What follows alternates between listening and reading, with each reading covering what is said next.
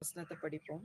ஆபத்து காலத்தில் என்னை நோக்கி கூப்பிடு, நான் உன்னை விடுவிப்பேன், நீ என்னை மகிமைப்படுத்துவாய். எவ்வளவு ஒரு அற்புதமான ஒரு வார்த்தை பார்த்தீங்களா? உங்களுடைய ஆபத்துங்கிற ஒரு சூழ்நிலையில நம்ம முதலாவது கூப்பிடுறது யாரை கூப்பிடுவோம்? நம்ம பெற்றவங்களை கூப்பிடுவோம். கல்யாணம் பண்ணியிருந்தவங்கன்னா அவங்களுடைய துணையை கூப்பிடுவோம். ஒருவேளை வயசானவங்களா இருந்தா பிள்ளைக பசங்களை, அவங்க நல்ல பெரியவங்களா இருப்பாங்க, அவங்கள கூப்பிடுவோம். சின்ன பிள்ளைக பசங்கன்னா பெத்தவங்களை கூப்பிடுவாங்க. ஆனா எல்லாருக்குமே திராணிங்கிறது, அவங்கனால செயல்பட முடியக்கூடிய தன்மைங்கிறது கொஞ்சம் தான் முடியும். சோ அதற்கப்புறம் நம்ம என்ன பண்ணுவோம்? நமக்கு திக்கற்று நிற்போம்.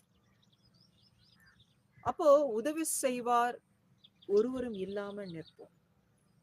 அநேக நேரத்தில் நிராகரிக்கப்பட்டு நிற்போம்.